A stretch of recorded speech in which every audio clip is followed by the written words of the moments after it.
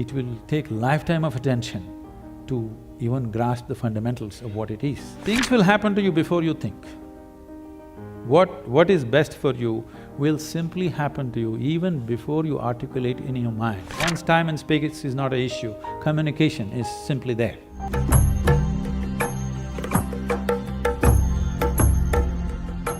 You heard of Ramanujam and others just opened a window with their Devi and he becomes that kind of a mathematician, which is, even today after 1 century, they're still trying to figure out what he said. The mathematical calculations that he gave is the backbone for describing the black holes in the universe. When he was there was no word called black hole. Nobody knew there is such a thing. When we say black hole, what we are talking about is the curve of time and gravity, which is something modern science is battling with. He made mathematical background for that. As the curve increases, what is in existence, physical existence, becomes non-existence. So this is what it is. It's not just about the mind. See, when we say mind, the English word mind is only generally referring to only the thought process. Thought process is the most surface element of your mind. I think because of European thought, we have given too much significance to the thought. In the yogic science, we do not attach any importance to what you're thinking about or feeling right now, because what can you think? Only the data that you have collected, you're recycling it, it's of no great consequence. Whatever is on the surface of your mind keeps rolling, that is not of any consequence. What you're thinking and feeling right now is very surface of mind. There are deeper dimensions of the mind. In Sanskrit language, there are many words to describe the different states of mind. But now there is one aspect of the mind we refer to as chitta. Chitta is the innermost core of the mind, which is your connection with what we are referring to as consciousness. If your chitta becomes conscious, if your chitta acquires a certain level of conscious control, if you acquire, now you have access to your consciousness. What we are referring to as consciousness is that dimension which is neither physical, nor is it electrical, nor is it electromagnetic. It is a quantum leap from physical to non-physical dimension. A non-physical dimension being the lap of the existence. It is the non-physical in whose lap the physical is happening. Physical is a small happening. In this cosmos, not even 2% or not even 1% is physical, rest is non-physical. This non-physical dimension, in the yogic terminology, we use a specific sound which is connected with that dimension. Today it's all very highly distorted. We call this Shiva.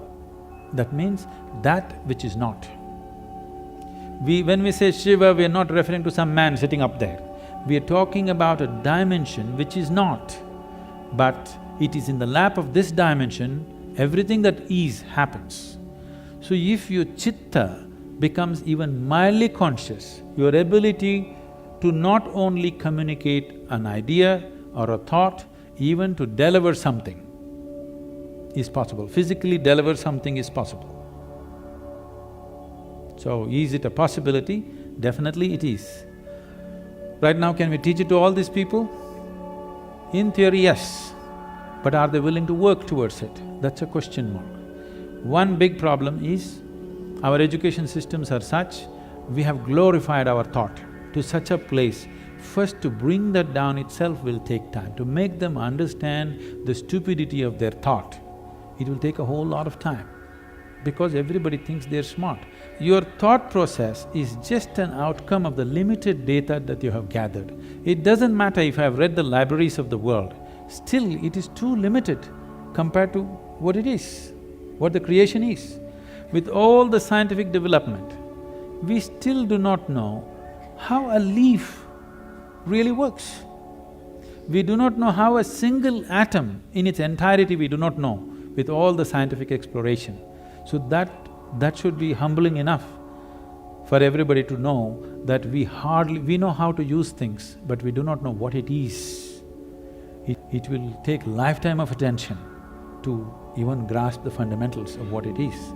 So if people are willing to first of all understand like the whims of their heart, they also understand the the so-called smartness of their thought process and emotion is quite dumb. Now it becomes easy. It becomes easy to train people that communication it's not like, now I want to generate this thought and give it to you, not like that. Things will happen to you before you think. What is best for you will simply happen to you even before you articulate in your mind. You don't have to ever think what you want to become, how you want to be.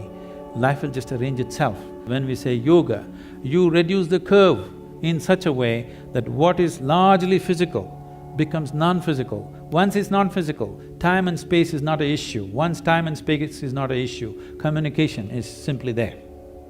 An intelligence beyond what you can contain in this bone box starts working for you, and it'll work. While on his deathbed in 1920, Ramanujan wrote a letter to his mentor, English mathematician G.H. Hardy, outlining several new mathematical functions never before heard of.